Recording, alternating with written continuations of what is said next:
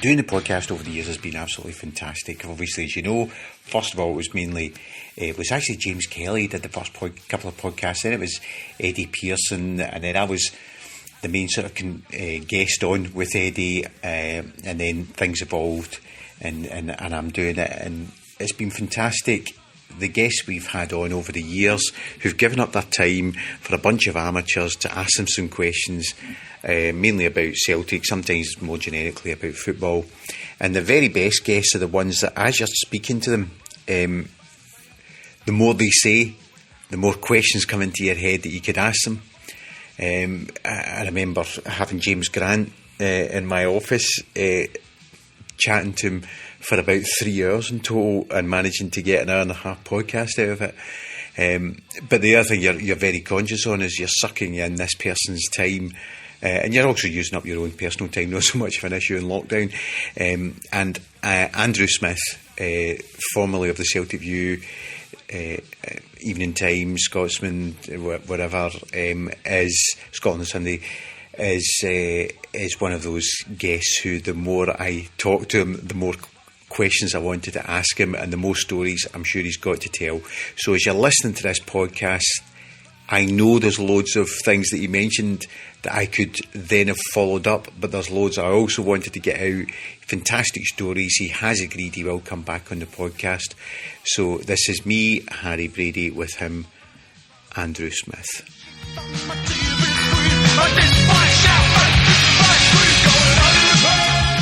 So I'm joined now by a guest, a bit like James T. Kirk. He has the middle initial that resonates most when I say somebody's name. So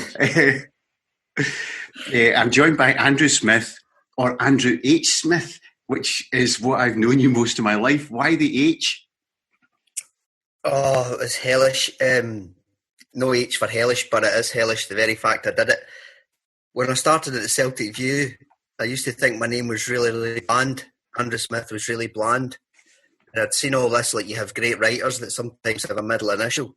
So I stuck in the H, and I retained the H right throughout my career at the Celtic View until the Celtic View get sold off. In the dark days of the old board, it gets sold off to First Press Publishing, which was run by Steve Sampson, former Scottish Sun editor. Youngest, he used to always tell us, the youngest ever journalist in Fleet Street, started at 17. And under his wing was people would probably know him, Bill Leckie. Mm-hmm. And Bill Leckie said there was a pretentious wee so-and-so, and I had to get rid of the middle initial. So the middle initial went. But by that time, Graham Spears had started. He saw me as some wee kind of diary monkey for him that he could fill the odd space. So he used to write stories about H. He'd spell it A-I-T-C-H. And so he'd write all these, just because we used to chat about daft things that were happening and all that. So people actually knew me as H. Actually, when my wife first went out with me, she told some of her friends that she was going out with this guy, Andrew Smith, and they went, "Do you mean H?" So like, people who didn't know you kind of knew you or thought they knew you. But the H hasn't survived my move to the Times or... You don't see people with middle initials, do you? I mean, I can understand, actually, I agree with Bill. It was a bit pretentious. I once read a thing years ago about people in business in America, or I think it was everywhere, who had a middle initial on their business card were more successful than people who didn't have a middle initial. Wow.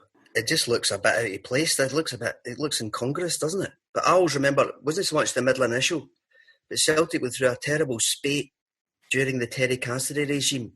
We used to look, there was new appointments made regularly, and we thought, we always had this thing, if your title for your job had three words in it,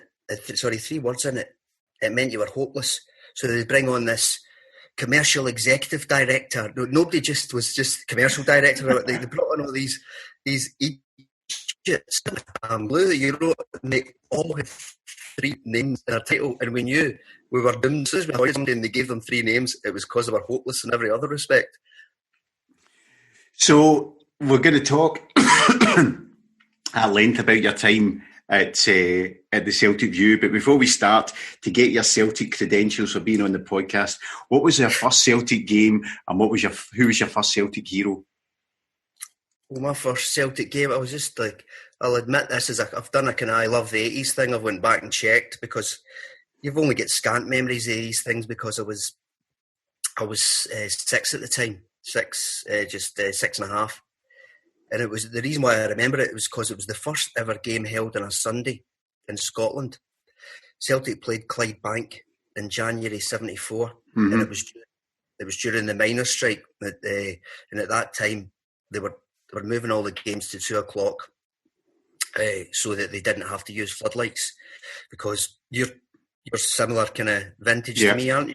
Remember those days, the candles and all that? Yeah, I can remember. I've only the vaguest recollections, but it used to have like drawers full of candles and cupboards full of candles. Yeah, all the holy candles were stocked up, and you know what I mean. They were selling for a dual purpose. You know, my dad he loved these holy candles, so they kept us going playing cards. And what I always remember is the wax going on all the playing cards because it would drip as you were playing cards, you know, and the candle had to be in the middle, you know. So if you, I also remember my mum sending me out in the street to see whether everybody else's power was out or whether we were just having we did a problem with our electrics.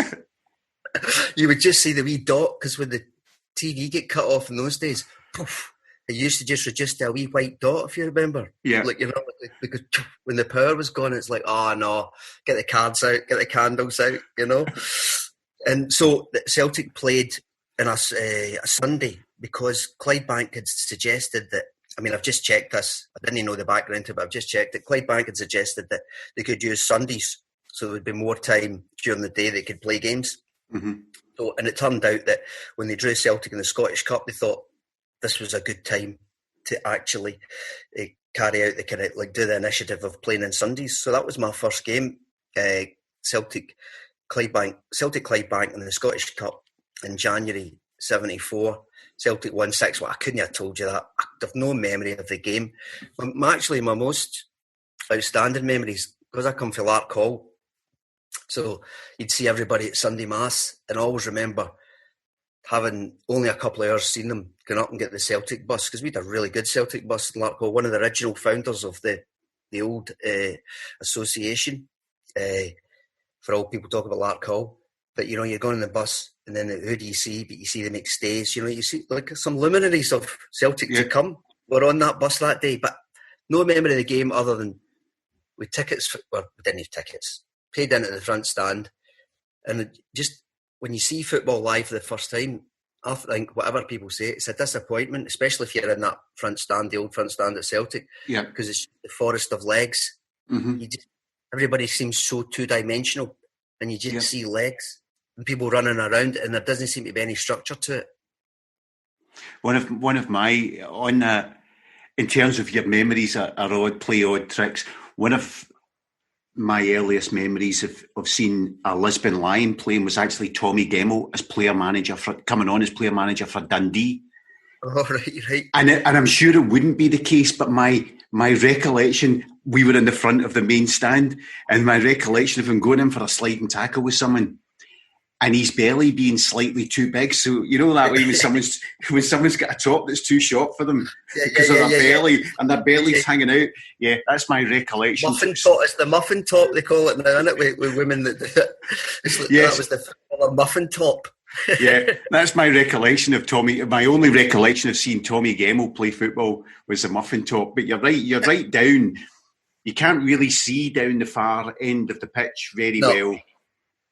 And it's also, I still, on those odd occasions when you're walking behind someone with obviously a certain type of cigarette, it was the first time I have vivid memories of smelling cigarettes outdoors.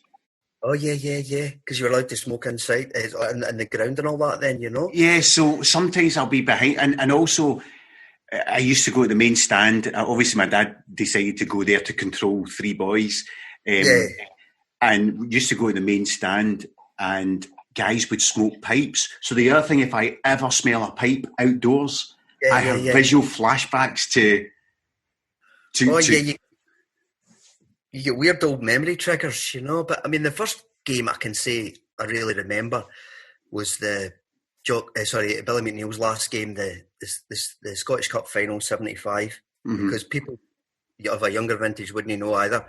But when young people used to go to Hampden, what they would do, their parents or guardians, whoever it was that took them, would take them right to the front and sit them on the wall. So they would be sitting in the ash, if you remember, around the white wall, and they would say, "Are you okay, son?" And then they would kind of trot back to the middle of the ground, and every so often they would come down to see if you were okay. But it was almost that sense of kind of freedom. You know, you were in amongst, I don't know, like 50, 60,000 people, you know, and in some sort of fashion you were on your own, you know, you had no kind of parental control. So that was quite a thrill in itself. And obviously seeing Billy cheered, I've got a vague memory of that, but my memory's only very good of those early times. I mean, first season I was going regularly was the disaster season, 77, 78. And my by then my mum wasn't taking me. She used to kind of take me.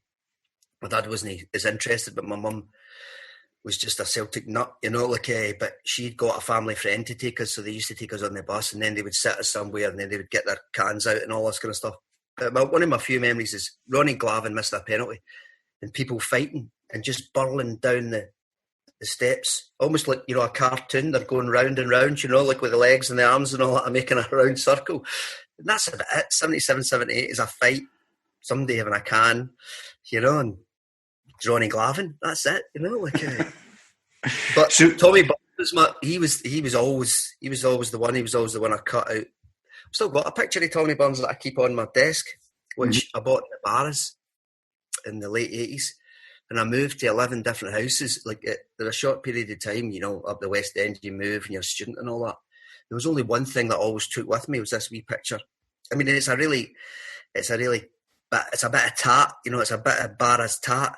It's kind of plastic gold and all that, but it's so many memories now, because I've had it for nearly 35 years or so. So it was Tommy cutting out the kind of file on, and you used to love it when you had a file on for Tommy and shoot, and always say person you'd most like to meet, and it was the Pope.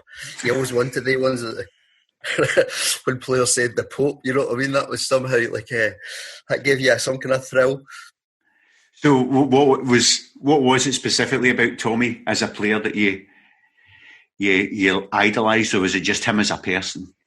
I think there was a bit of both. I mean, obviously his religious convictions. My mum and dad were daily communicants, so that played really well for my mum, and maybe that, and my cousin who kind of lived with us, who's like my brother, so he just loved his kind of sleekness. He used to always talk about. He said, "Look at Tommy Burns. He had this phrase, great carriage. Look at him, great carriage." And it was like this. So you're so influenced by the people around you, you know. So they don't determine, but they you know, like, especially if you value their opinions and all that and respect them, then you do tend to take on what they say. So it was passed down to me, but then it became my thing.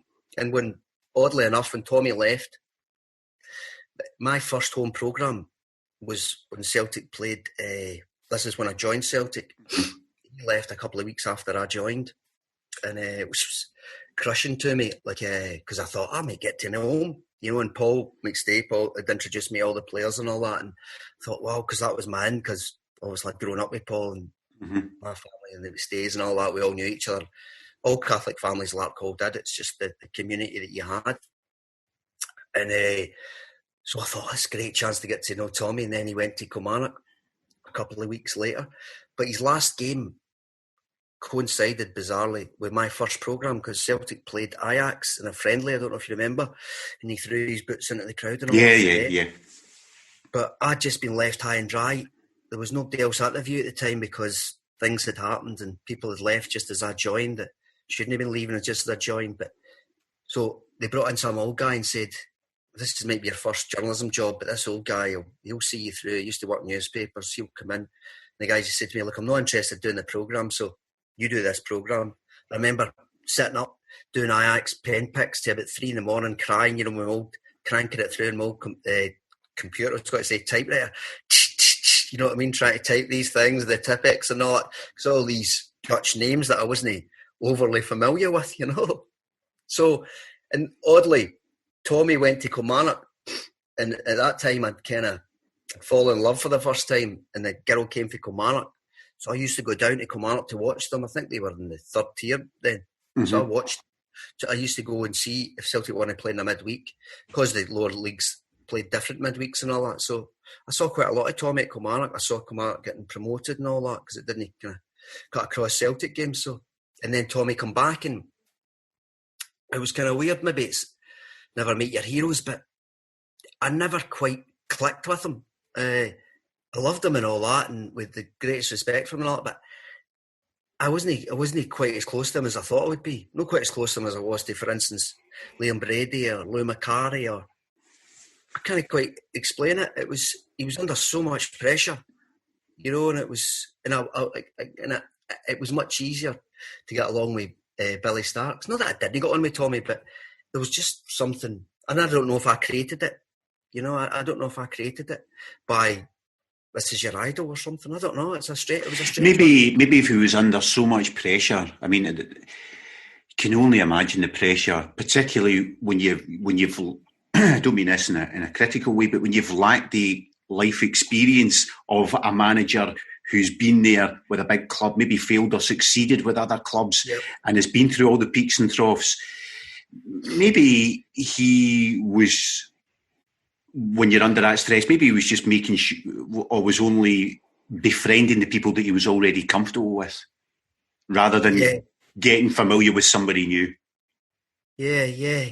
But he probably got on better with my colleagues, I have to say. By then, I suppose I'd been the editor, so I wasn't quite as in and around doing the interviews. I didn't do, when it came to Brady, then it came to Billy the first time, and it was Lou.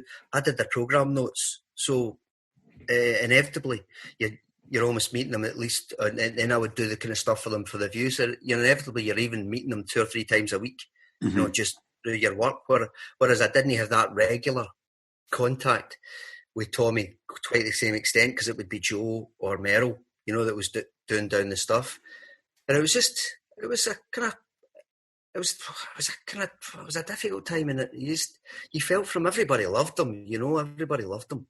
But you just felt from it, and it was almost kind of, it was coloured almost immediately, because you're talking about him rallying around the people he knew. Well, one of the people he knew, and the first day he came there, Frank Kearney was there, and we took these pictures and did a big back page on it. And then Fergus went ballistic, and we all know about the Celtic Boys Club stuff and all that. So almost that was almost like the relationship with Fergus and Tommy within hours. Mm-hmm.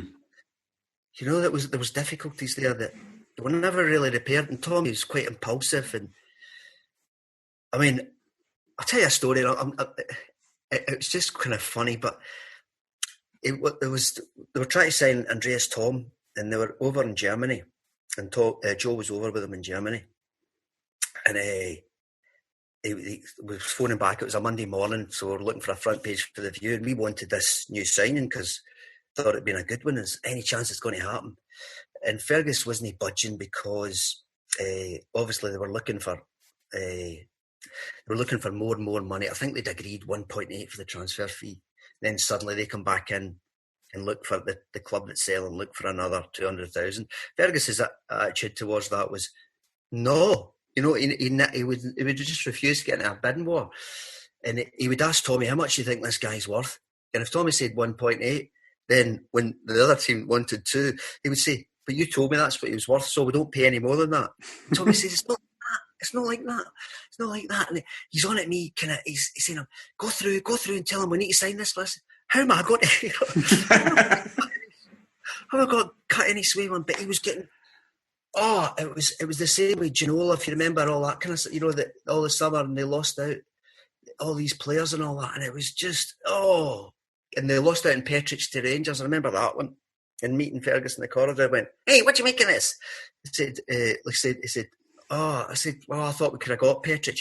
Hey, no, that's Tommy. He said he was worth 1.1 or something, and he went for 1.3. I said, but that's not the way it works. He said, yeah, it is. It was like, it's always like, why can't you apply the business principles to football? This just does nothing. Why does football think it's different? So, yeah, but then I always, not that you're Fergus McCann, but I always compare, maybe because it's my business experience, but I compare buying and selling houses with football. And somebody can come along and say the value of a house is X, but I say the value of the house is what someone's prepared to pay for it. And that's why there's always a negotiation in it, because if I've got a house that I don't particularly, if somebody came and knocked on my door today and offered me a value price for my house, I'd say, no, you're all right. But if somebody came along and offered me £1 million for my house, or, a ridiculous figure that's much more than it's worth, you're going to turn around and go, hi, all right, that's worth the hassle for me doing that. Yeah, of course. And so when it then comes to, I'm wanting to move, but I'm only wanting to move at the right price, and you're wanting to buy my house, but you're only wanting to buy my house at the right price, there's not a fixed figure. That then becomes a negotiation. That, well, you initially thought that my house was worth, whatever figure, 200 grand, 300 grand, 400 grand, whatever it is, and I'm hoping to get as much as I can. So I then go to 350 when you're at 300, and we reach a price in the middle. I mean, that's the way the world works. Not to sound like Donald Trump, but that's doing a deal. I know, but Fergus just never sat comfortably with Fergus. I remember the first time I was in Fergus's house, I used to have to go on a Sunday and take the pages initially, because Fergus looked at himself before he got his PR operation to check things, because the first couple of weeks when Fergus took over, we were doing this 4-part story about how the takeover happened, and we were doing it all with Brian Dempsey. And it was like, so big pictures of Brian Dempsey, and it was the second week of this story, and he put in a picture that Fergus had asked him not to put in. There was people in the picture. Now, I can't remember the ins and outs of this picture. Fergus said, don't put that in, and I put it in. And Fergus came out, he says, can't you see you've been played? Can't you see you've been played? Hey, what is this? It's all publicity and all this. So he says, so he demanded from that point on that he wanted to see the pages. So he'd taken over down in the Clyde side. There were new houses then. You know, the ones that were built in the old garden festival set. So he stayed in one of them, which I think Morton Vicorst is doing before this wee pokey flat kind of thing. They're supposed to be new and people pay a lot of money for them, but you go in them, you know what I mean? They're like a box. I always remember going into his house on a Sunday night, and the place was reeking of bacon. They just had a bacon butty, right?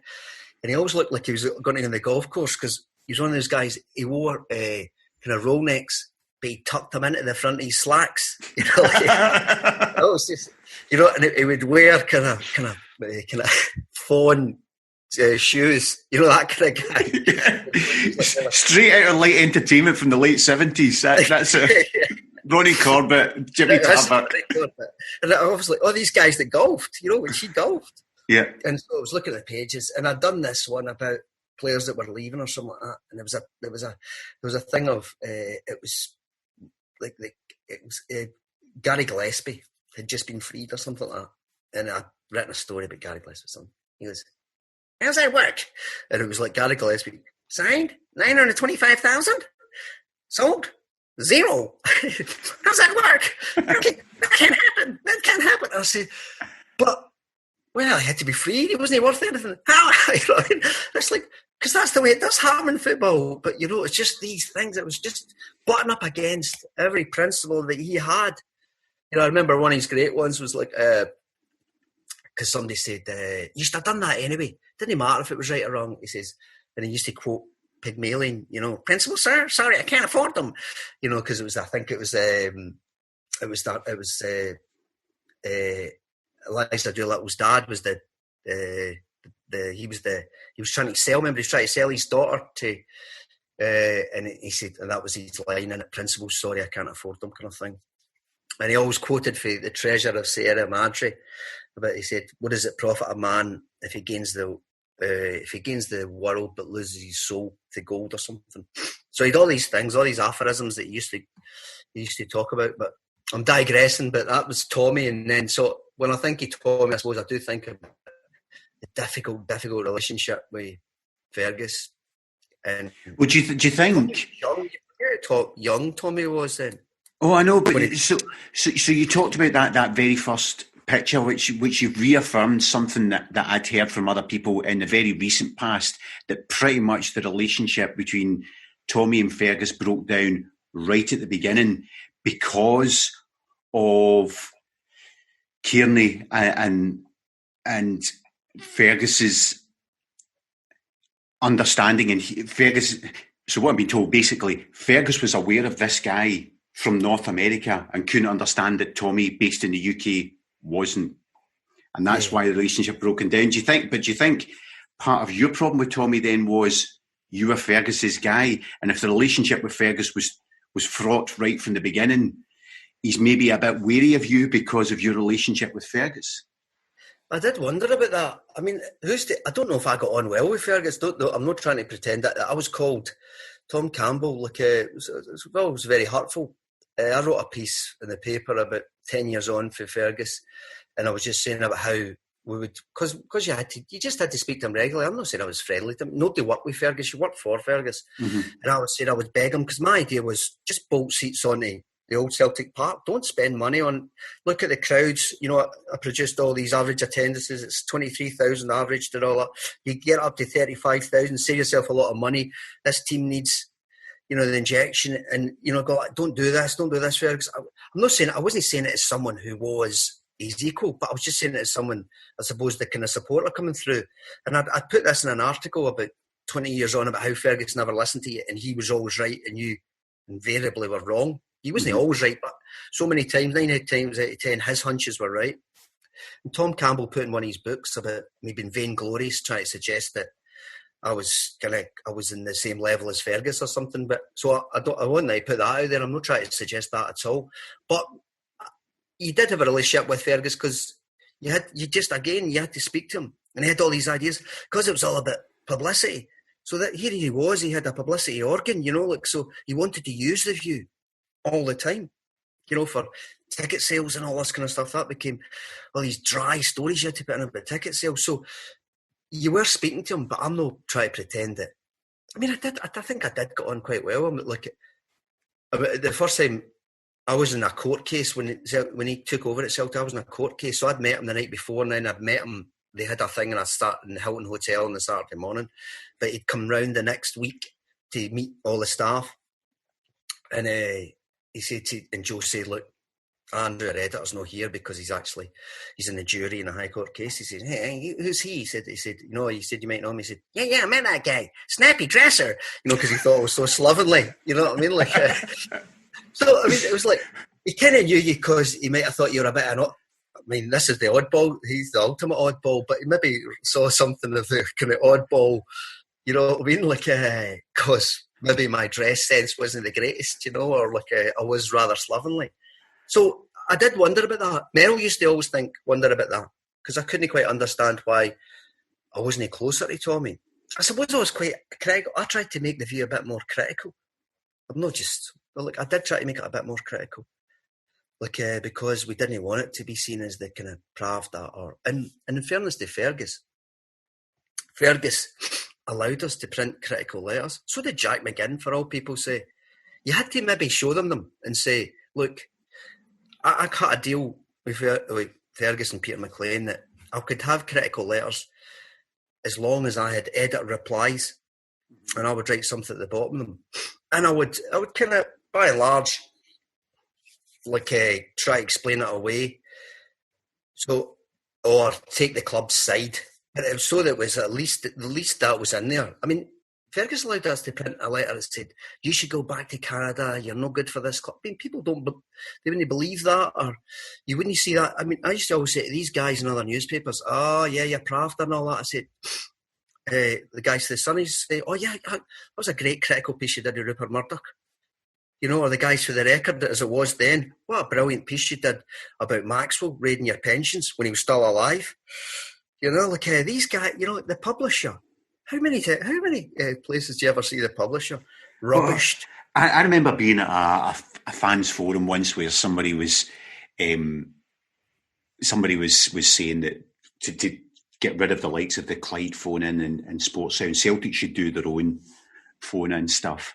And Peter Lawwell was at it. Peter was saying, "No, we couldn't. No one would listen to it." And the guy's like, no. And you often think, have you thought this through? Have you thought this through for more than 5 seconds before you opened your mouth? You patently haven't. Because the guy's like, no, people would listen to it because they'd be getting the information straight from the club. And Peter said, but what if we lose? What's the phone-in going to be on a Monday night when we've lost at the weekend? Blah, blah, blah. But we couldn't have the official club media slaughtering the manager and slaughtering the player. Oh, but you could allow people to do that. And I'm sitting there thinking, no, you can't. I mean, can you imagine picking up a BMW magazine and the new 5 Series is not as good as the E-Class Mercedes? You know, it's just not. You know what lives beneath the surface. But I always remember, like, in terms of the Fergus's willingness to accept criticism, I printed this letter. It said, Fergus McCann hates Irish fans, doesn't care about them, just wants our money and nothing else. Where there's no travel arrangements put on for us, there's no way of getting to Celtic Park. Nobody thinks about the great journeys we have to put in to get here. And so I put an edit replies. I said, it's okay. I've spoken to Fergus and he's going to build a monorail from your home in Donegal all the way to the east end of Glasgow. Right, and then I felt a bit guilty for it, but it was like sometimes I couldn't resist doing the joke and all that. I thought I've still got the letter in, even if I'm being rather kind of arch after it. But about a year and a half later, it was Peter Grant's testimonial weekend in Ireland. So it was like there was a night in Derry, and then they went up to Letterkenny, and then it was the same weekend. I think there was a whose testimonial was it? That Celtic were playing the Republic of Ireland in Dublin. But anyway, so Peter asked, Peter's testimony committee said, do you want to come along? We never get invited to those things. A lot of people didn't care about it. Peter Grant was so different, and Paul was as well. And like, remember Packy Boners, we did all this work for his programme. They said, you can get a table. You can get a table for the dinner. I said, that's really kind of you. So you can have a Celtic View table. So we came along in the night. And I think it was what's it called now? It's called the tree thing. What was it called? What it used to be called again? Skiing. There was the skiing do in. Is that the one? I think it is. What was it even before that? Oh, there was a skiing do in, and there was was it the hospitality in as well? Hospitality in, I think it was. Yeah. So there was this wee kind of card table. If you know what the layout is for that, there's the big kind of conference kind of suite. And there's a bar and there's like double doors. Mm-hmm. So we turned up and said, the Celtic View table, went, what? Oh no, hold on, wait a minute.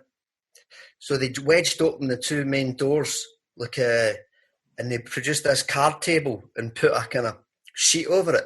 So we actually weren't in the hall, right? It was just, they tried to angle it so you could see a bit of the top table.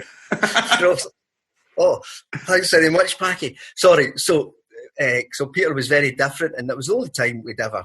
He said, "No, we want to thank you and all that." And it was your man for cars. For People's Cars. What was his name again? He was a good guy. The club sponsor of those terrible strips. A lot of the terrible strips and terrible times. If you always associate People's, it's funny you do associate a sponsor with certain grim periods. But anyway, there was a function in a Letterkenny pub for Peter, and it ran on, and I ended up chatting away and all that, and all the players, like there was a smarter than Celtic players, and then some other people that were kind of along for the ride sort of thing. So there was a bus to take us back to the hotel, and I ended up chatting to somebody, missed the bus.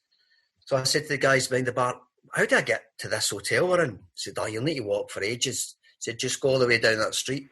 And suddenly the street forked, and there was nobody there, except I saw this wee guy with a Celtic strip on. And I thought, right, I'll ask him.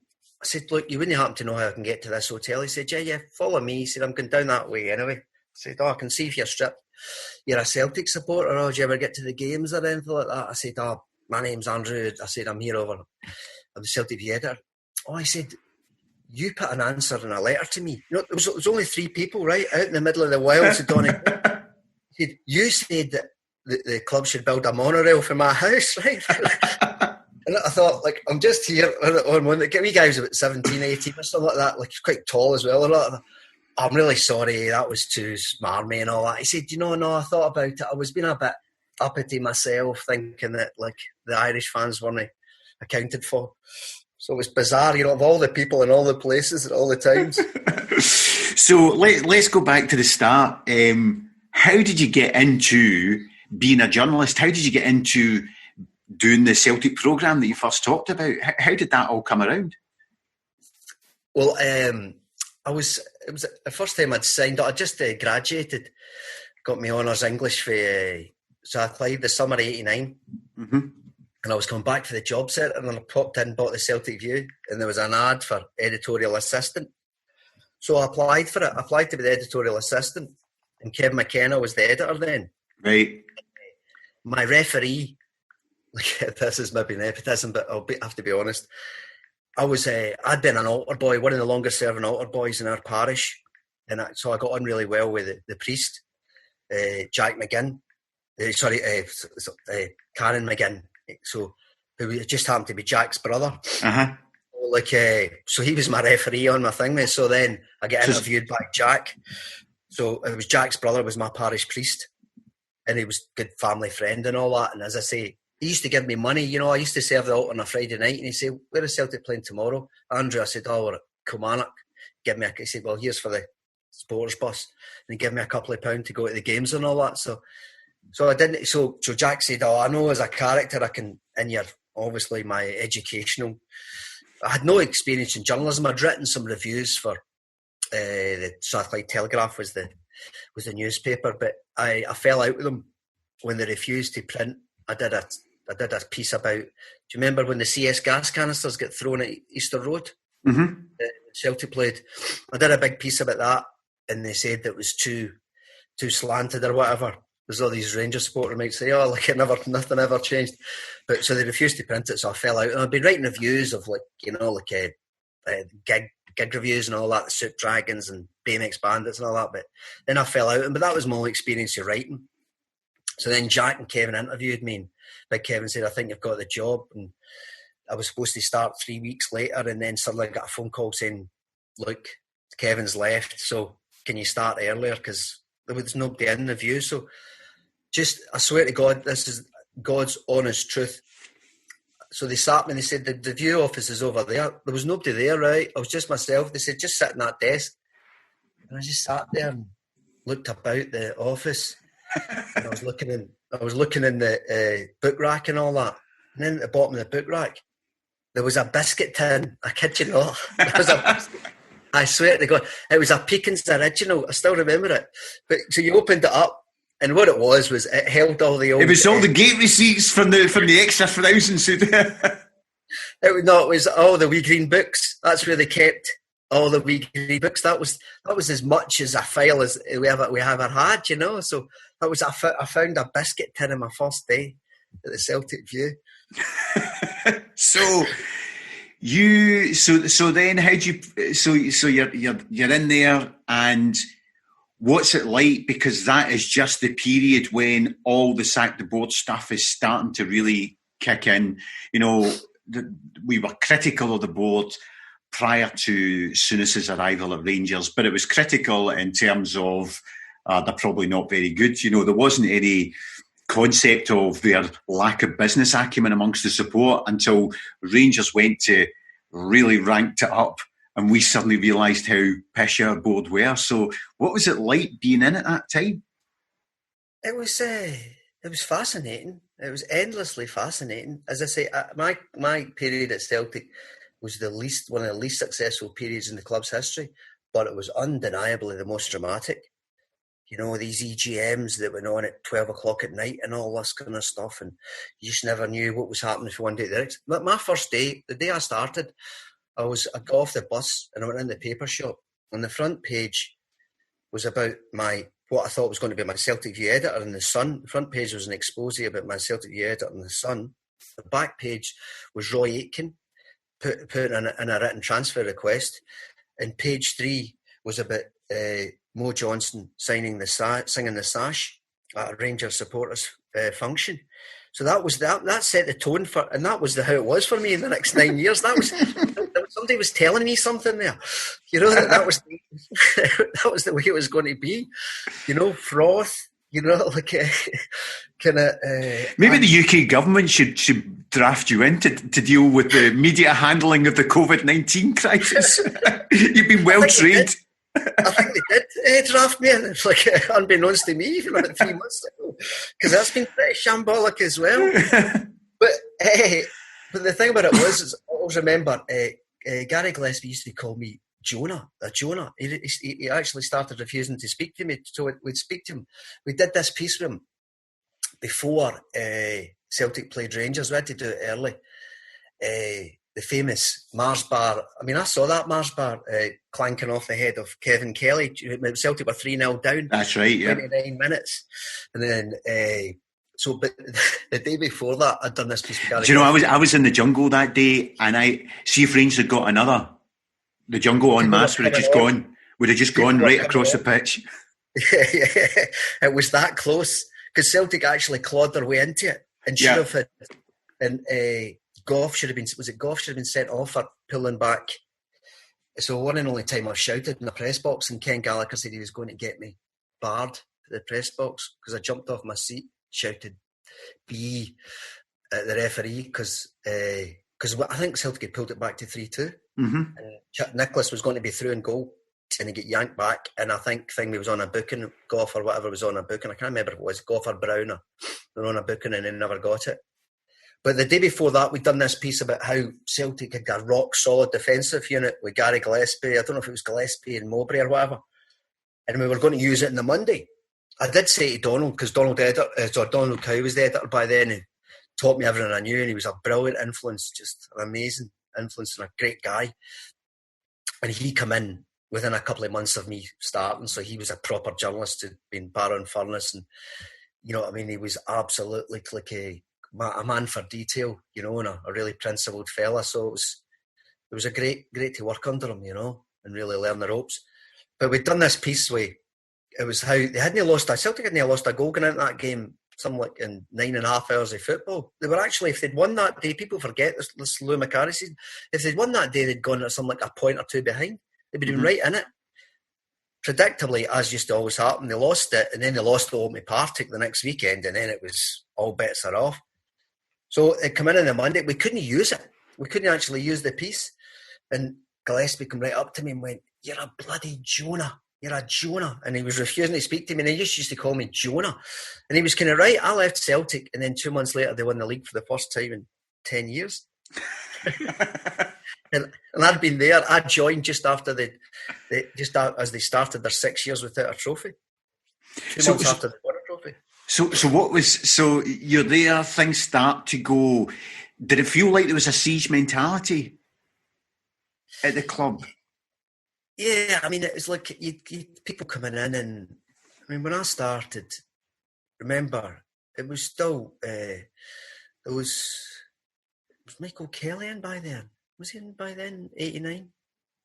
Then they started bringing in people like David Smith and Terry Cassidy, and that was a horrible time, Terry Cassidy. So they were trying to modernise. They were trying not to lose control. So they were bringing a layer of what they thought was professional executives, which would save their skin.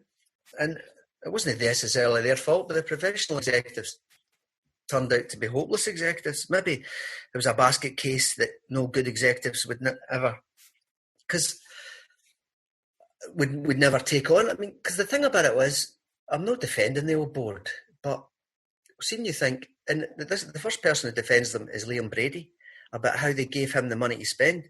He just didn't spend it wisely enough. See, if you look at Celtic spending in the early Brady years, it's not that different from Rangers in terms of, you know, you're spending 1.5 on Stuart Slater, you know, you're spending £1 million on Mowbray, you're spending £1 million on Gillespie. These are only no-mark players. You wouldn't be able to bring these players to Scotland now. Put it that way. No, I often wonder now, looking back, you know, Stuart Slater.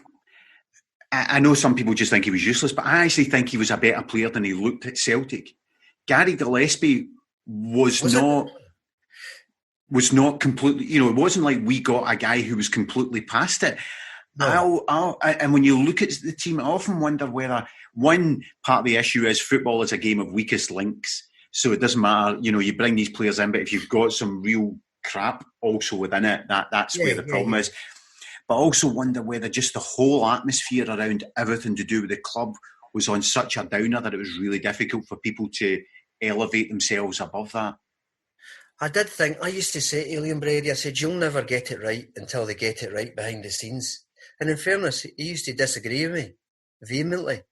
Because he said, I can't use that as an excuse. I said, but things will just never be right. And people like Paul and Peter Grant and all that, because they were supporters as well, they carried a sense of that. And that, they almost carried a sense of that. Maybe they carried a sense of that on the pitch. You just thought it wasn't meant to be. There was a dysfunction that just couldn't be sorted by even a half-decent team. And Brady had a half-decent team, played some great stuff. Second half of his first season. When Charlie was it was all kind of clicking again for Charlie. I mean, they were brilliant until that semi-final in the Scottish Cup, which was almost the mirror image of what happened in December. Rangers think that, and they did. Rangers didn't get any breaks in December, and a missed penalty and all the rest of it. That was it in reverse. And Celtic down to 10 men and all that, because that happened. That was what killed it. That was what killed the Brady. It was that April semi-final. Don't know if you remember it. The rain-soaked night. Davy Robertson gets sent off in about 2 minutes. Yeah. For tackling Joe Miller. Paul hit the bar. Celtic absolutely pummeled Rangers, and they just couldn't break them down, because 2 weeks before they'd taken them to school at Ibrox.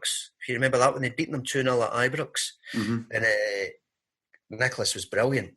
And after the game, Mowbray said, the Rangers started playing high balls, and that's meat and drink to us. So Walter, in his inimitable way, after Rangers won the semi-final, it was 10 days later, he said, go and ask Tony Mowbray if it was meat and drink tonight,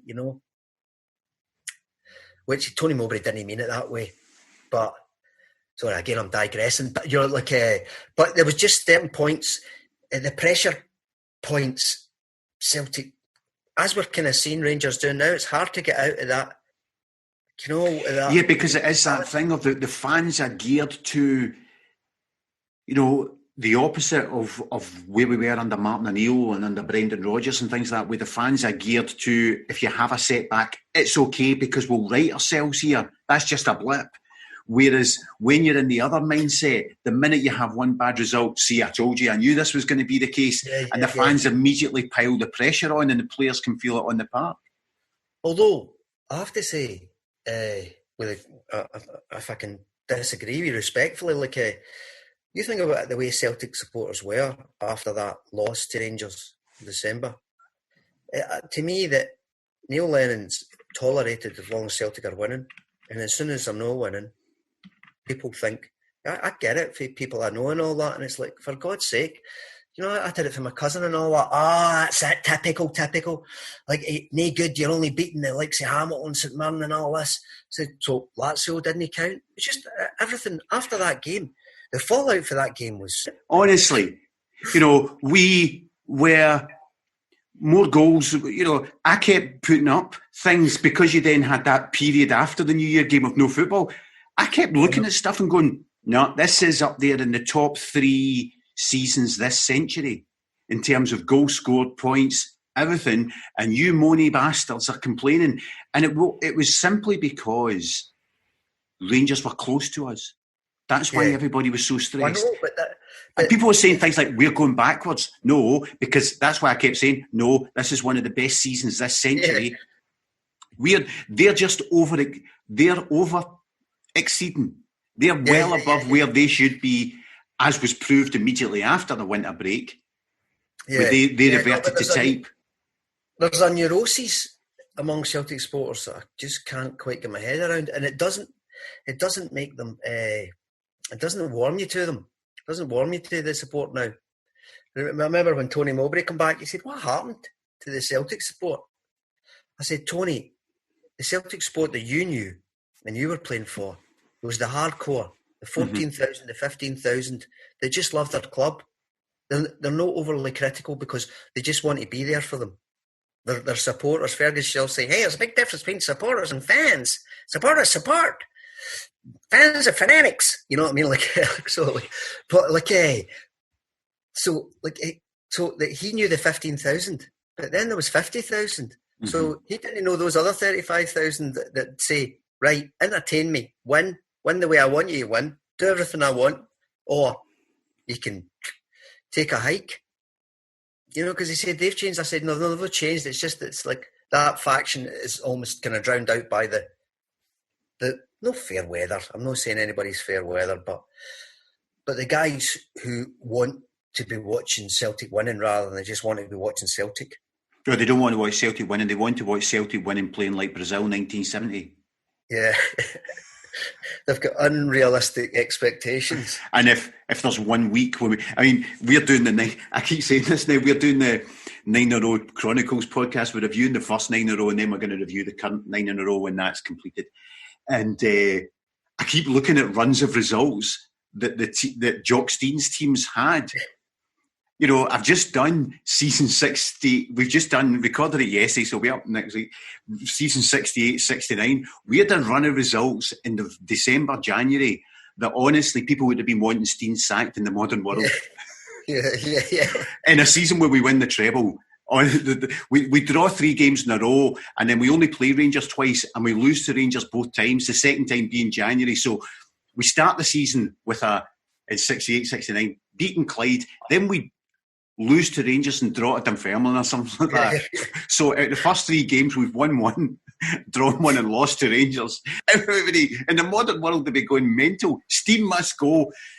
You know, Lisbon was 3 years ago. He's got to go.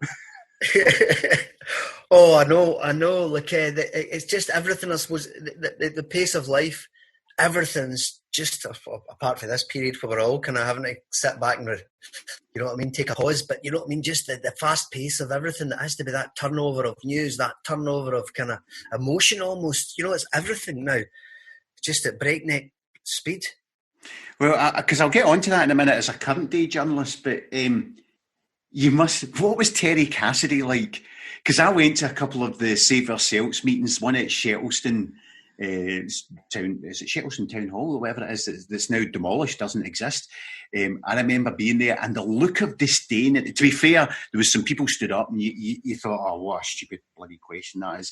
But the look of disdain in Terry Cassidy's face, to be fair, he was there, but then he was looking at people like, I'm only here, you're biddies. What was he like? Well, that's what it was. I mean, I didn't have that many dealings with him, I have to say, because he wrote all his own stuff and all that. You know, there was these great big kind of 10,000 word missives, you know what I mean? It was like Kim Jong-il, you know what I mean? It was just like, here is the address. I mean, that's when the View was, if it was just kind of mouthpiece that, you know, like would broach no kind of criticism. It was during the Terry Cassidy regime, because he thought, actually, he'd come from a kind of newspaper background, but he'd obviously never been in the position where he would be controlling editorials. So these people just get quite intoxicated by a sense of power in a way as well. But he brought in someone above Donald because obviously he didn't like, probably, you know, you think, I want my message controlled here. So he brought somebody above Donald as a editorial, whatever it was. You know, Donald was supposed to be still the editor, but then there was this guy above him. These people never lasted 6 months or whatever, you know. Either they didn't like it or they just, people saw through them, you know. So it was, I wouldn't say I knew him very well. I had to go over and do a couple of things with him, but then he was kind of critical of Billy and all that. And in fairness, Billy's last season was abysmal, you know, like this. You can feel sorry about the way it was handled about him leaving, but honest to God, that was the first time when the first protests came. People forget this now. It was at the end of a 3-game period at home. Celtic never created a single chance across the 270 minutes. Never happened before. They lost to Motherwell, and then the pitchforks were out, you know, at the front door. And that was the start of it. That was the first time we'd ever seen any kind of dissent of that type. So that's you looking at January 91. So that was it. Took for January 91. That was it for the next 3 years. 3 years then. Eh? How was it for you running that towards the end when you must have sensed, must have been like being in Ceausescu's Romania or something, writing the paper then, the end is nigh, but you've still got Ceausescu as your boss. The end is nigh, but you're still the trade paper of the club. How's that right at the end? It nearly closed at that time because obviously it was a loss-making operation, so that's why they sold us to First Press Publishing. So by the end of it, I wasn't working for Celtic. Right. Bizarrely. Wasn't working for Celtic, I was working for First Press Publishing. And what happened was, Steve Sampson is like, he's like one of these fast-talking kind of industrial language, kind of uttering, kind of like Fleet Street guys. And what was happening was we were getting interviews in the Celtic View and the First Press Publishing to recoup some money because they'd bought us. Mm-hmm. They were selling them onto the papers.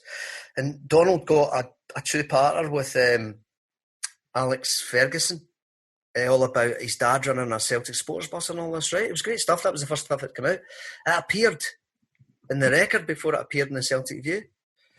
And Paul came to us and says, hold on a minute. All our stuff's appearing in the national papers. And in a way, it wouldn't have necessarily... Everything appears everywhere now, doesn't it, within 2 minutes? But in those days, it wasn't quite the case. So the players went on strike. They refused to speak to the Celtic View. So we didn't have any cooperation for the players. So we went to Steve Sampson and says, what do you want us to do here? If we haven't got any player contact, you'll need to... So Steve Sampson, Paul went up to meet Steve Sampson and they had to make a solemn promise that stuff wouldn't get sold onto the... Because they were almost treating us like PA copy. Right. You'd place it in different newspapers. So that was really difficult. And then when Fergus come back in and discovered that we weren't owned by Celtic, he wanted to buy us back. But before he bought us back, it was about 6 months because I think he was probably haggling over the price, to be honest with you. I think Steve Sampson maybe ultimately had to give him it as a goodwill gesture, because he wanted to get in with the new regime and all that. I thought probably because he was so fed up with Fergus, I can't take another phone call from that guy. So they did all these tabloidy things that Fergus hated, because it was just tabloid subs and all that. It was tabloid design guys and all that. They'd come in on a Monday to work for The View, and then they would go to their shift in the Record or the Evening Times or whatever after it. So one of the things he particularly hated was wobs. Now, a wob is when you do white type in a black box or you'll do a wash, you'll do a different colour. Right. So it won't be black text on white, right? So sometimes they use some putrid yellows and all that. I used to ban, I said, with the wob, if you're using a yellow wob, it's got to be a 20% wash in terms of how strong the yellow is. Because they just thought that it was this yellow, green thing, mate, and they're actually yellow and green together. It's not a great colour for your eyes. Mm-hmm. So I said to him, Fergus, he doesn't like puns. I've got what it takes. I've had my fill for Phil O'Donnell and all that, right? Yeah. He doesn't like puns. So he doesn't like puns and he doesn't like wobs. So don't do them. So then I would go up my Monday to check the pages. Is there anybody listening to me here, right? It's like, look, they almost saw me. You're not the proper editor. We'll edit it properly once we get here. I said, I am the proper editor because it's me that's got to get my arse kicked, when I go back to see Fergus. I said, and so I phoned up Steve Sampson and I said, Steve, this just isn't working. I said, I can't serve two masters here. And Stephen, he's an inimitable man. I said, listen, you little philosophical cat, right? Get your arse down here. We're going to talk about it. Because that's the way it was. It was all that brutalising you. People see these days in terms of how you talked at the workplace and all that. See these old guys for Fleet Street. They wouldn't last 2 minutes. They would be up, you know what I mean, on get harassment charges and all the rest of it. But it was almost like, because I quite liked Steve, and it was like, it's not often you get called a philosophical C, but I was almost kind of laughing at the end of the phone, even though it was a dreadful thing to say to me.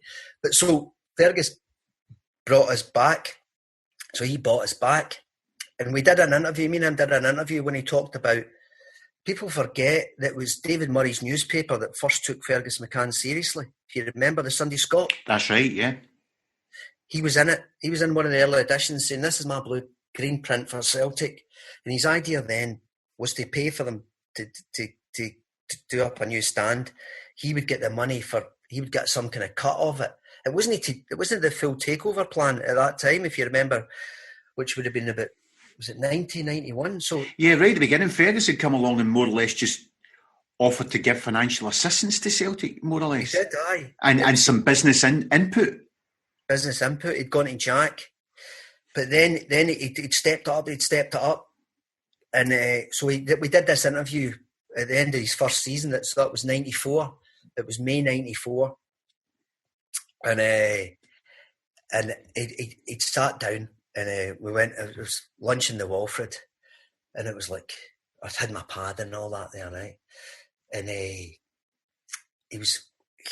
ate really quickly. So I was chatting away and all that. And I was just sitting, he was there in my suit, and he was going like, eat faster, right? Like, it was always a man in a hurry, right? So you have to wolf down this.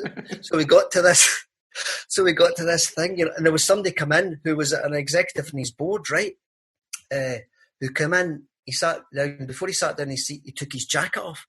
And Fergus goes, look at that. I said, what is it? He said, man's an ignoramus. He's an ignoramus. Because his thought was that, I don't know if this is how it is with restaurants, but he said you're supposed to keep your jacket on. You don't take your jacket off in a restaurant. You're not supposed to take your jacket off until somebody's toasted the Queen, is the old way that it used to be.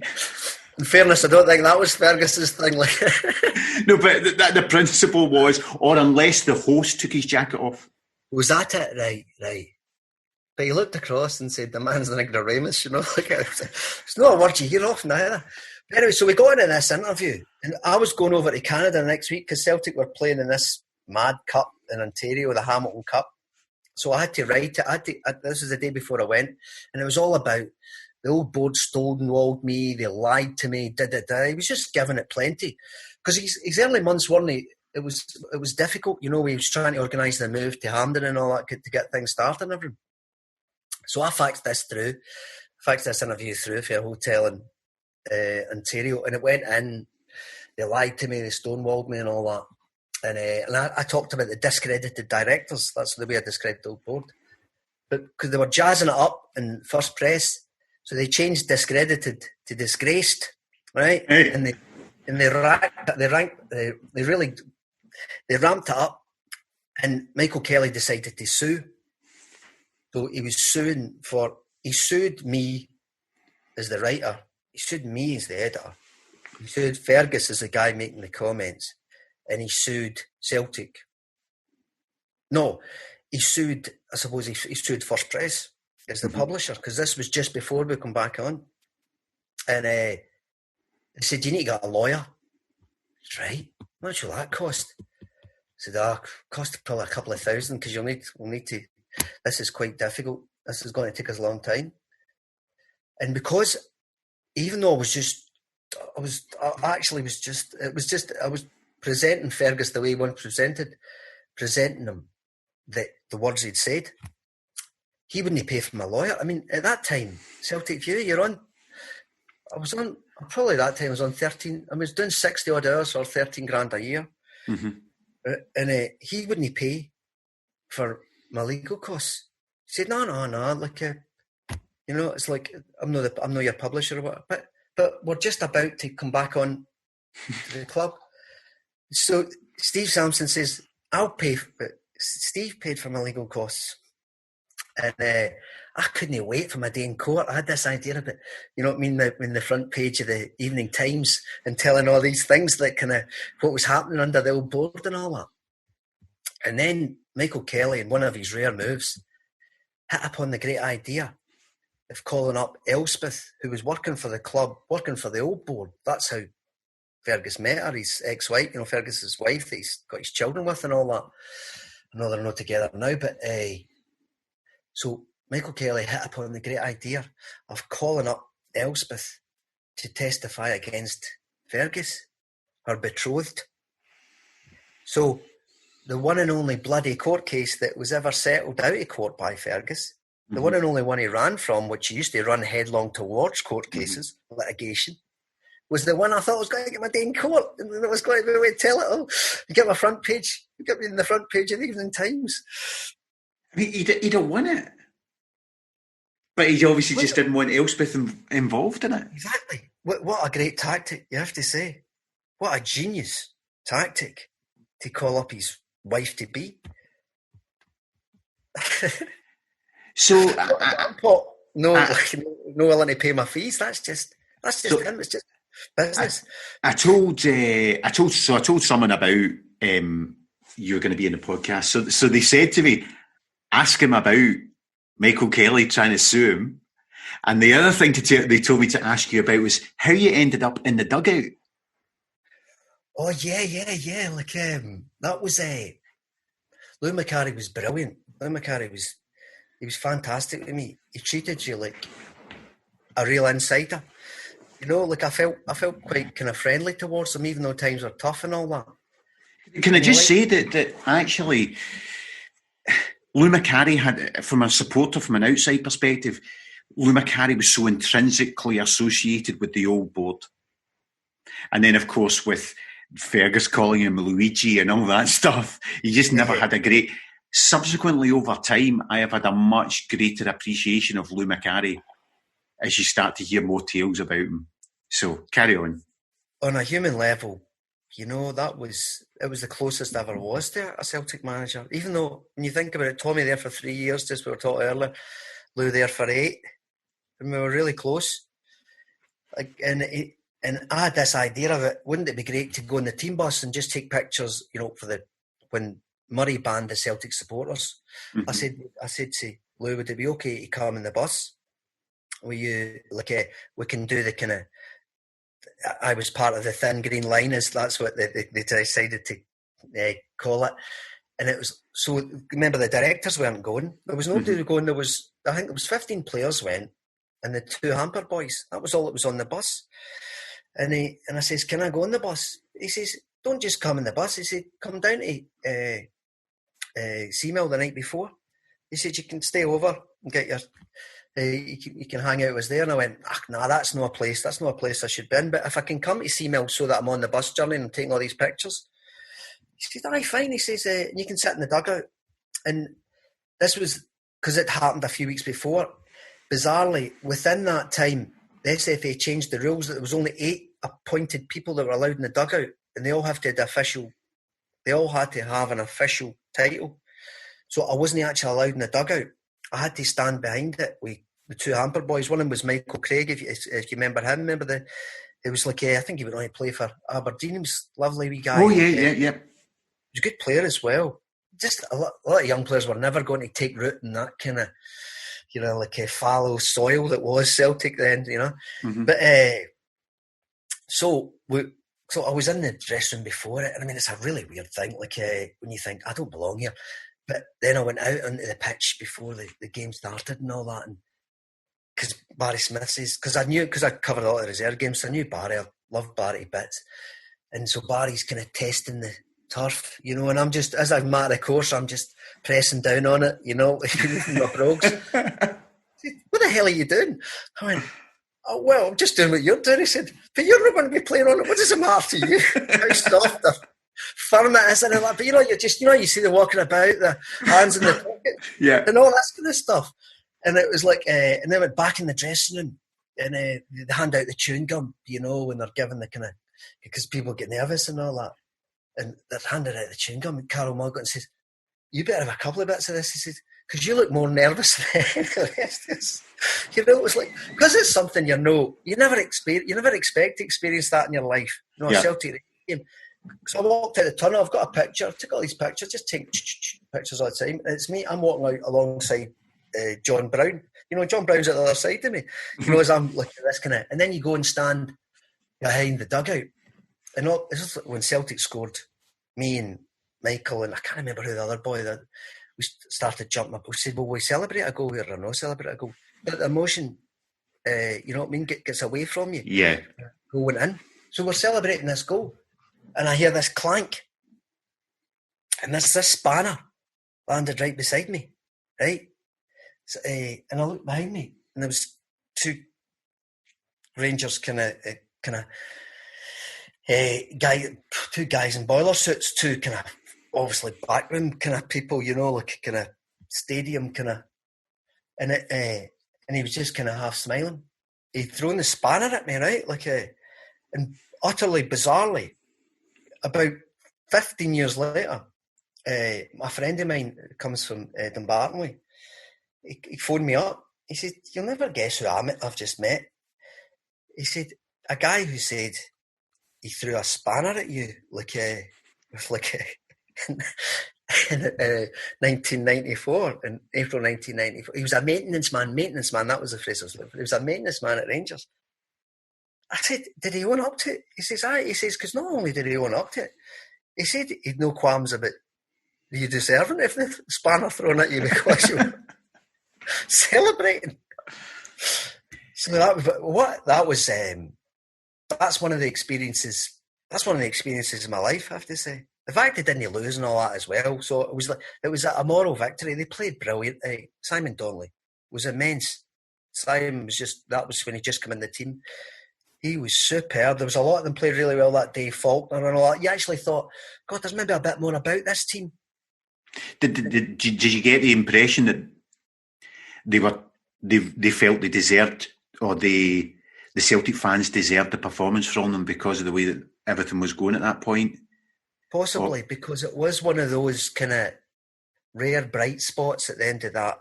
I mean, people forget what it was like now. You know, even I say to these guys, you know, the guys in Celtic media now, you just don't know he's 11. I remember when I became, my first day as editor, Celtic lost in the Scottish Cup to Motherwell. This was, that would have been 94. Tommy Coyne, the wind was howling and Tommy Coyne headed it in for Motherwell. Mm-hmm. So Celtic, essentially their season was over in January the 28th. You know, the season was over in January the 28th. We had 4 months to fill in the views. Was that Fir Park? I was at Fir Park. Yeah, Carol Muddleton made an arse of going for the cross. Yeah, he possibly did, although he was a better keeper than people. People just judge him by the name and all that, you know. He was a lovely guy as well, but that's the problem. I remember speaking to Davy Hay, and it was like, because Celtic played such brilliant football under Tommy in that 8 in a row season, they actually gained more points than they did when they actually won it to stop 10 in a row. You know, their points haul. But Rangers were very good that season as well. That was the best Rangers out of the 9, in terms of when it was Gascoigne and Laudrup really bringing it in. You know, but I remember saying to Davy, I said, "What's wrong with this team? They play brilliant football. They could have easily won this league." He said, "You know what's wrong?" He said, "The C factor's missing." You know, it was it always struck with me, because as soon as O'Neill assembled that team with Lennon, Sutton, Thompson, Hartson, there was an abundance of that factor. It was like a totally different team. They played on the edge in a way that they bullied teams the way that Celtic had been bullied. No, I remember being at Ibrox once when we were having a victory and thinking, I love Sutton, and I love Lennon, and I love Thompson, and if I supported any other team in Scotland, those would be the 3 players that I would hate most. Yeah. Oh, undeniably. They knew how to play on the edge. And as I say, that was very un-Celtic in its own way. But it was what was required at the time. They've got a mix of both, probably, the current team. You know, I actually felt in the signings that Lennon made in the summer, and certainly the team selections he was doing right at the beginning of the season, he was picking strong men.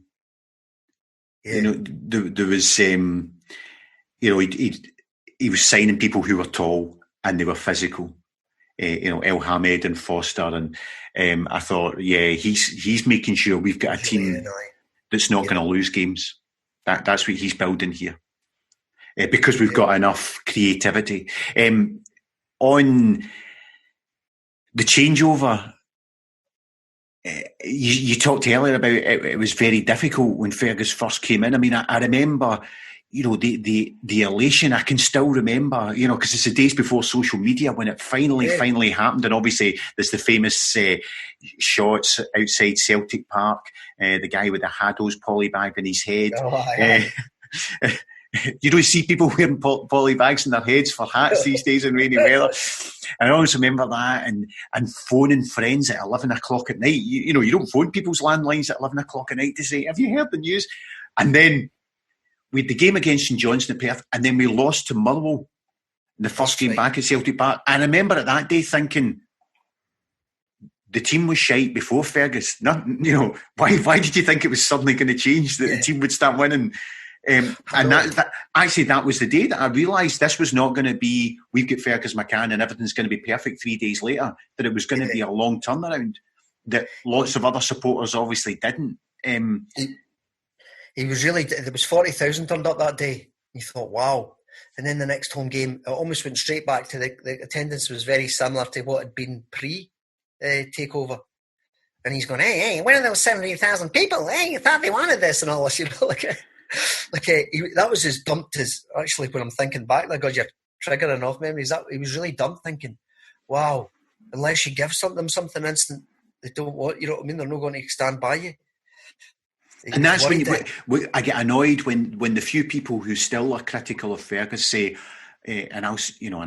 what money did he put in? He stood and underwrote the share issue. I bet everybody knew that share issue would be a success. No, they fucking didn't. He was needing something like 75% of our average support to buy shares for it to work. And remember, there was a great story about that. We thought it was going to be a disaster. Everybody thought it was going to be a disaster because he opened it up about 2 weeks before Celtic lost to Wraith Rovers in the League Cup final.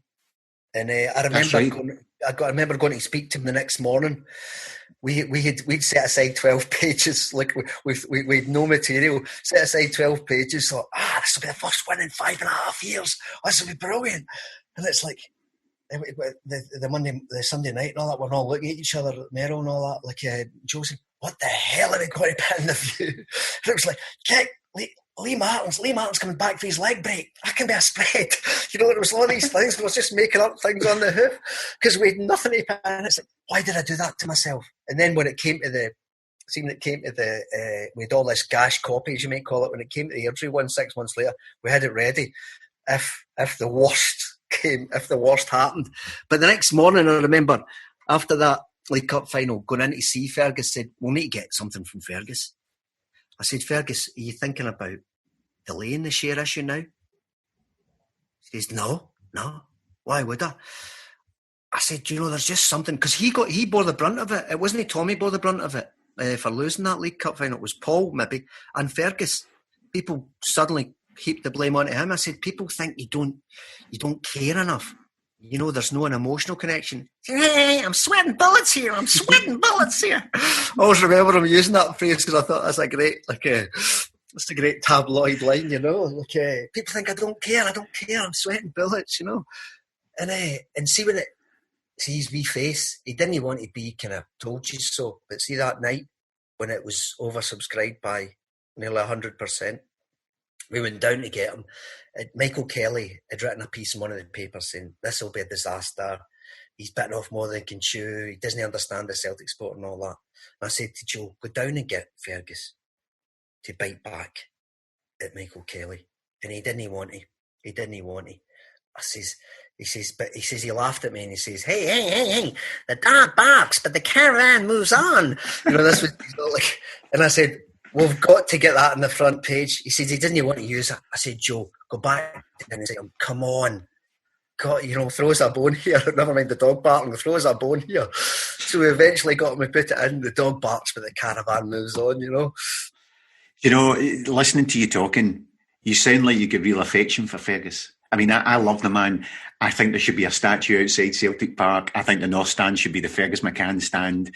I remember Jock Brown had said, after Brother Walfred and Jock Stein, in years to come, Fergus McCann will be up there. I remember Hugh Keevins deriding that comment and wanting to put my fist through the radio and punch his lights out because I I thought, no, Jock Brown's right. Fergus McCann in years to come will be up there as a pantheon of a great person at the club. And it sounds like you've got fantastic affection for him. No, definitely not. Look, I mean, he was hard work. His intransigence was just knew no bounds. And he wasn't necessarily one to kind of acknowledge he got it wrong, but he was a fascinating, inscrutable, but fascinating character. But I wrote a piece in the Evening Times. I'd gone to the Evening Times by that time that Jock made that statement. And everybody, he was getting slaughtered in papers. I said, can I write a column saying Jock's right? And they said, oh, aye, definitely. So I wrote this thing saying, like, there was nothing he said here that really it jars. And my relationship with Jock had gone south almost immediately. Jock had said that, you know what I mean, he would take my calls about checking transfer stuff and all that. And then about 2 days later, it came out about, I didn't want it. I knew that there was this thing about, you know, the schism between Janssen and Hay and Brown, you know, and how Janssen loved Hay and he couldn't be bothered with Brown because he saw him as part of his football coterie and Jock was an outsider and how they didn't get on and all this kind of stuff and how I knew about the clause in his contract that he could leave after a year and all this, but I wasn't going to go. I had to sign a confidentiality agreement with Celtic when I left, so I wasn't going to go the next week and say spill my guts with all these things. I thought, so it came out in another paper and the Evening Times wasn't too happy. I said, look, now that it's come out, I'll write about it because if it's out there, I'll write about it. So I wrote about how the relationship had never been good and how he's sneering of Brown and all that. And Jock had said to me 2 days before this, you can phone me anytime to check journal, you know, check any transfer speculation or whatever, you know, I'll tell you the truth. And then the next day there was a press conference and I was walking down the stairs, like Jock was at the top of the stairs and he said, Andrew, hi Jock, and I knew what I'd written the day before. Hi Jock. He went, don't ever phone me. I was like, okay, Jock. Contact. The thing is, this is the problem. I don't necessarily have great contacts in the game, but I think the way you have to compromise yourself to get the contacts, it's not worth it.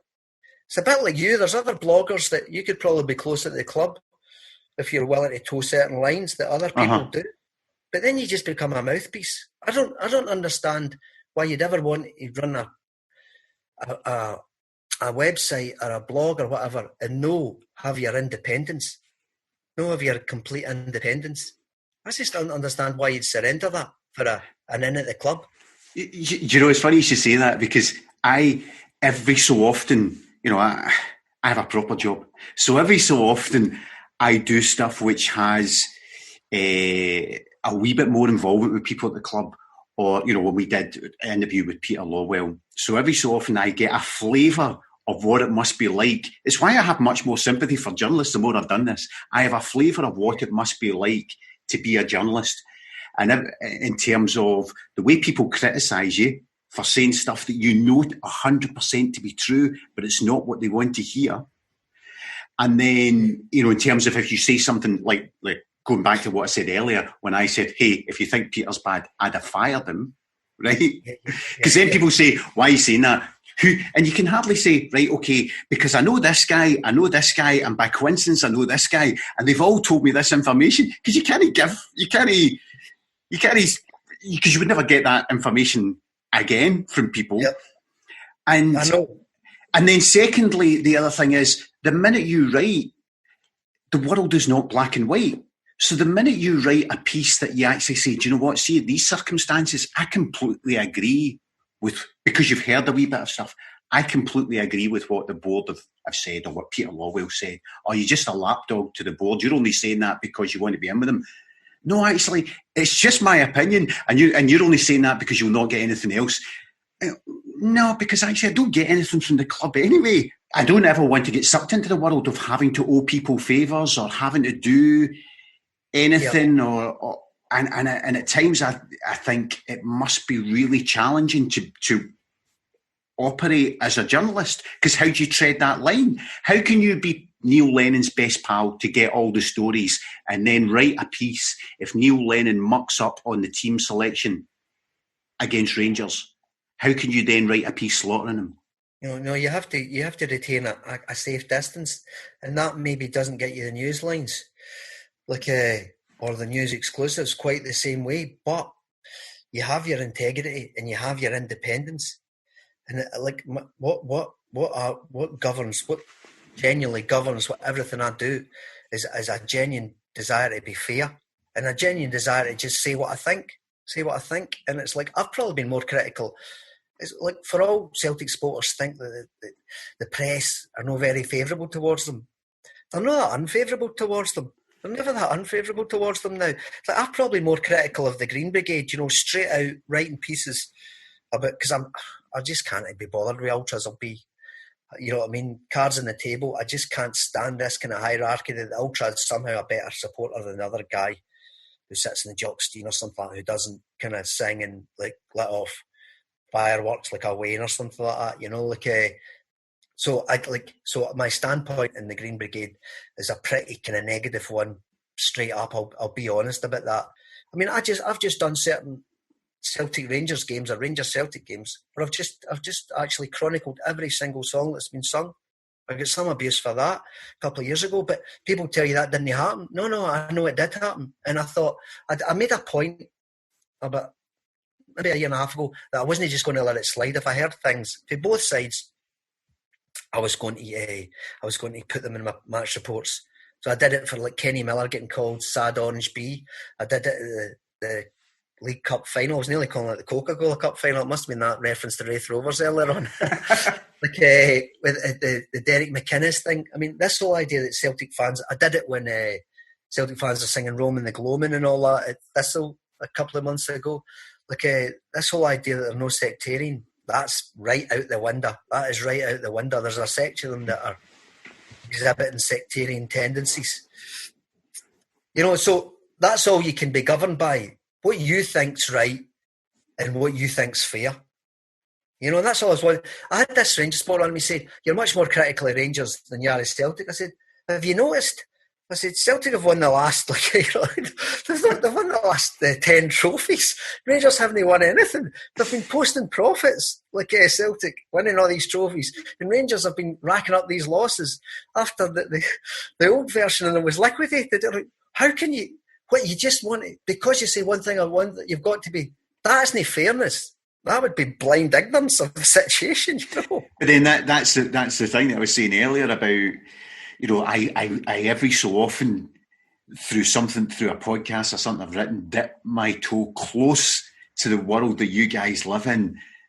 And if you don't write what people want to hear, you're either making it up, you're talking nonsense, or you're an arsehole.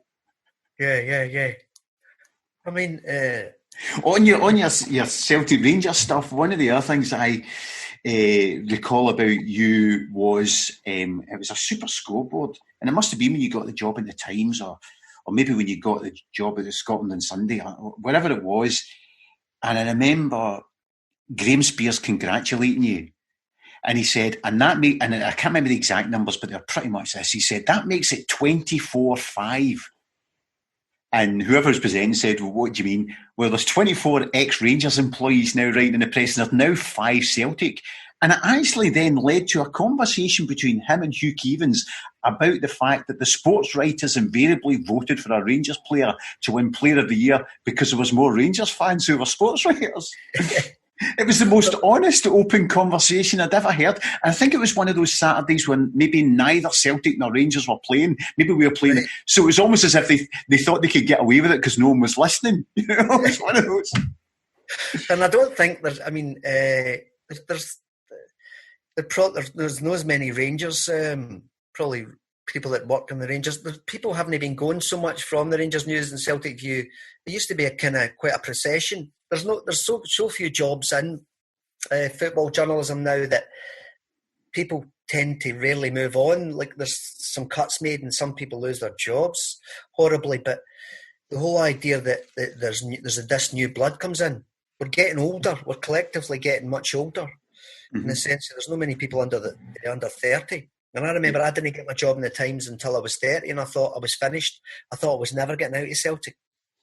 There's been a lot of times I wished I was coming back, but at that time, you just wanted to remember saying to Wim Jansen said, "Why are you leaving?" And I jokingly said, "For the money," because my wages went for some like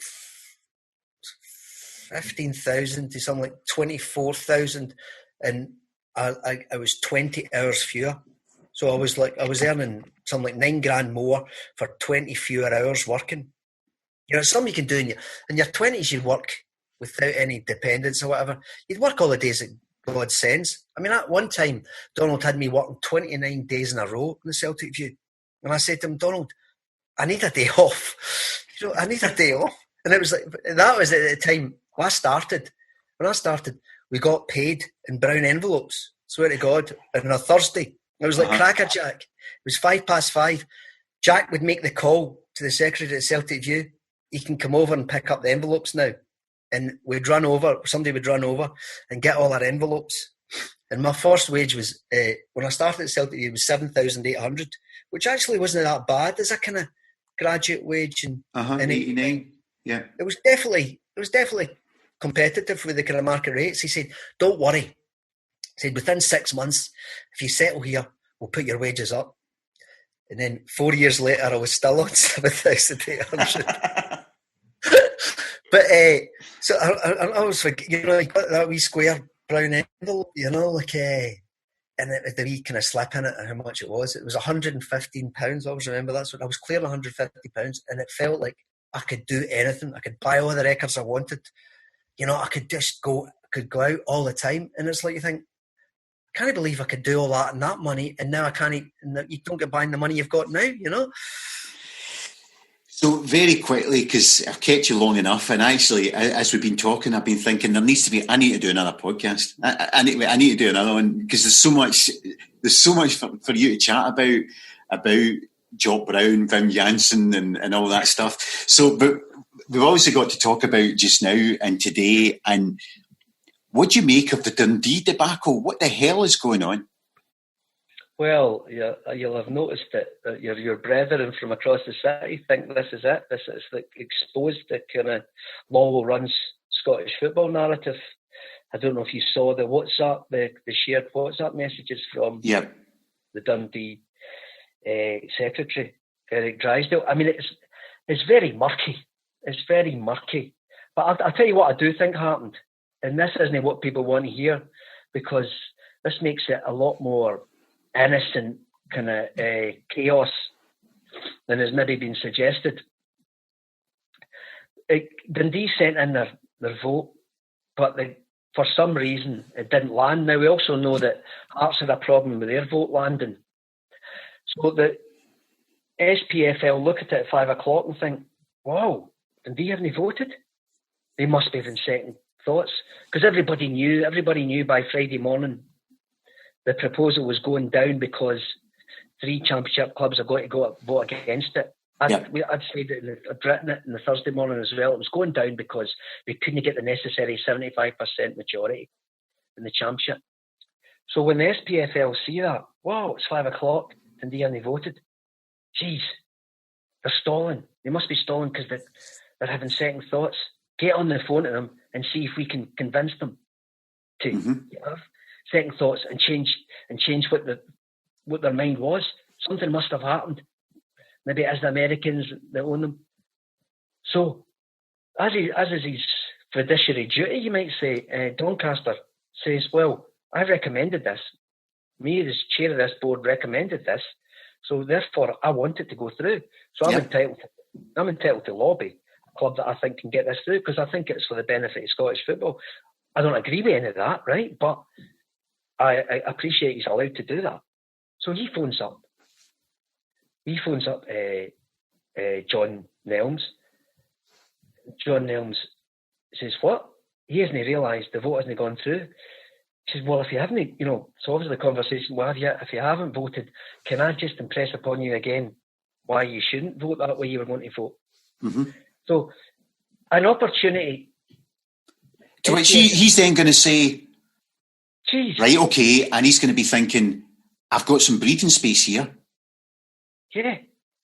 I will give it some thought, and I'll discuss it again with my colleagues. Yeah. So what happened was the SPFL thought there was an opportunity But when they thought there was an opportunity, there wasn't really an opportunity. But then erroneously thinking there was an opportunity created an opportunity.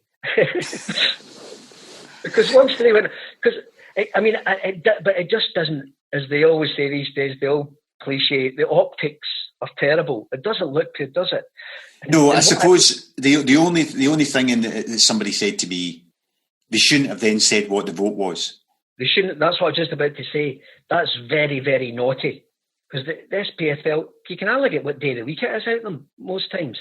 So they put out an incomplete vote, and then we're all running around. We're all running. Who is it? And we quickly find out. Because we're all writing it for the paper the next day or websites right away. So the pressure was then on, and they're thinking. So that was very, very. I think I don't think in any way, shape, or form that was correct to put out an incomplete ballot. Yeah, the easy thing would have been to say we've had some technical issues receiving all the votes, and we're just clarifying some matters with some clubs. Yes, yeah, because we knew, because I put it in the paper on the Friday morning, we knew it didn't have to be. The Companies Act 2006 means that if you have a written resolution, your members have 28 days to adopt or reject. Mm-hmm. So that nobody had to vote by 5 p.m. It's just a request so they can get it done quickly. And clearly, if they're thinking people need the kind of central prize monies, then they don't want to wait 28 days. Yeah. That's the whole point of this proposal, which I think is the wrong proposal. And I have to say I'm disappointed that Celtic voted for the proposal. I'm disappointed that people want it, because I think this season should be finished whenever it's finished. I know that you say about the TV deal. I've still got my suspicions over that one, The issue is, and I have every sympathy. The point I keep making to any time a Rangers fan has a go at me, point I keep making is, look, we are going to win the league. That's... Yeah. Unless we have a run of form that's worse in the remaining 8 games, it's worse than Hearts has been all season. And unless Rangers suddenly turn into, I used the phrase earlier, Brazil 1970, we are winning the league. Right? So that's... Everybody knows that. So we are winning the league. And so effectively then, if you discount that, we are 2 wins away from a quadruple treble. So the people who are missing out most in the short term of calling this in terms of the masses would be the Celtic support, because we will miss being able to be there to celebrate winning the 9th title in a row, and we will miss being there. Probably a 60% chance that we will win a quadruple treble. I know. Well, I would say, mind you, that maybe Thistle and Hearts would respectfully disagree that their support might have a lot more to lose through this. No, but they've got stuff to lose. But in terms of missing winning, I suppose in terms of winning, missing something to celebrate. There's of no interest to us to call the league, to call things as they are, because we're going to win the league and we're highly likely to win the cup. So it's not. I think I've taken Rangers' side right through all this in recent days. I think I don't know about the competence of their resolution, but it seems all a bit there's something going on, something bubbling up behind the scenes there, and I think they were right to vote against it. I think them and Hearts were right to vote against it. I think they're right. There should be a mechanism to pay out the prize money without calling the season. Now, their motives might be questionable, but actually, what the stance they've taken in all these matters, and it was a fiasco. This is a fiasco, this whole vote thing, which they said yesterday, and there does need to be investigation. So I want that put in the record that I'm on Rangers' side on this.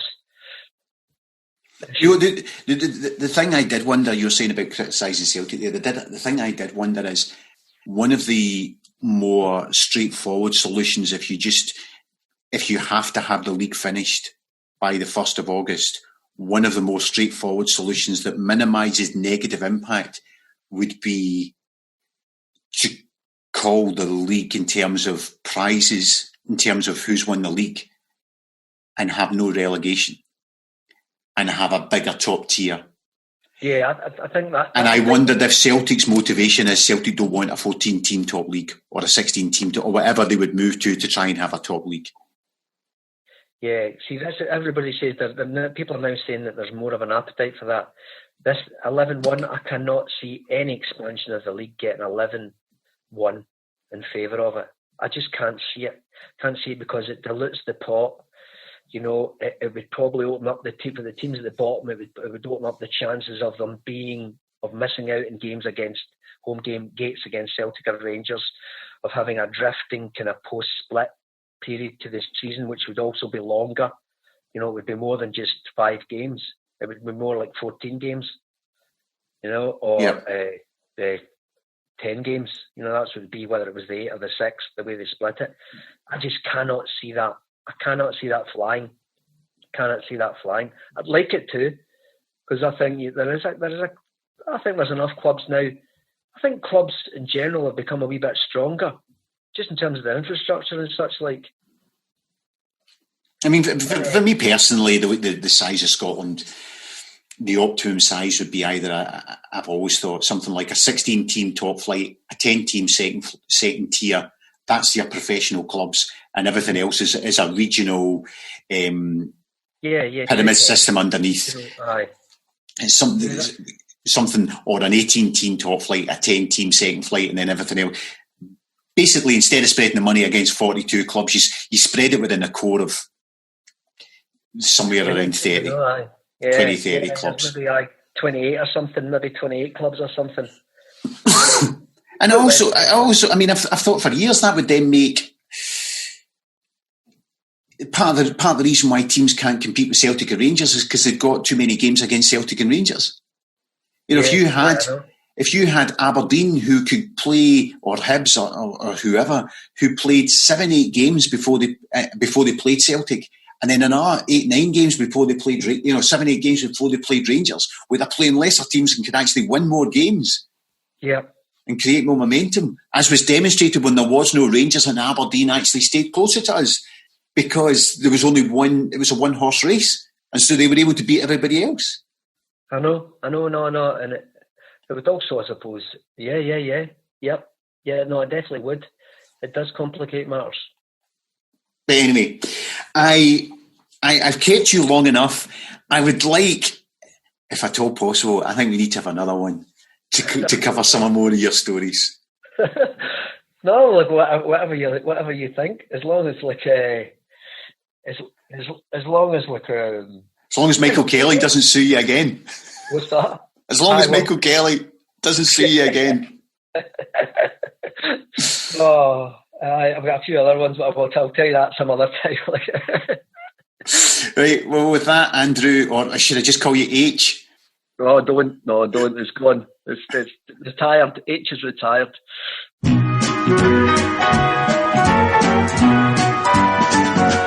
Bring me some. After listening to that, I'm sure you'll understand why I'm going to get Andrew back on the podcast. I'm sure, in fact, I know there are more Fergus tales, there are more Old Board tales, and there are tales after his time at Celtic.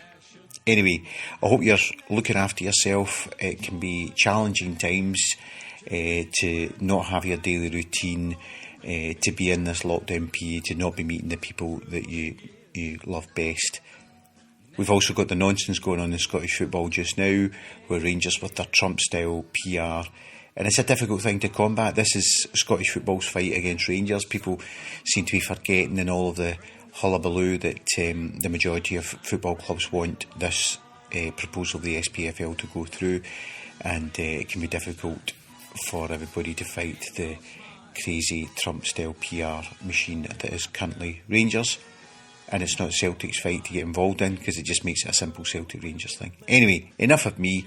Please take care of yourself. Please go on the Celtic FC Foundation website. If you've got a penny to spare, look up the Football for Good Fund and the fantastic work they're doing for the NHS staff and for local food banks. And if you are fortunate position that you're not worried about your own position, then see if you can contribute. Anyway, enough of me. This is me, Harry Brady. That was him, Andrew Smith, saying good night and God bless. Good night.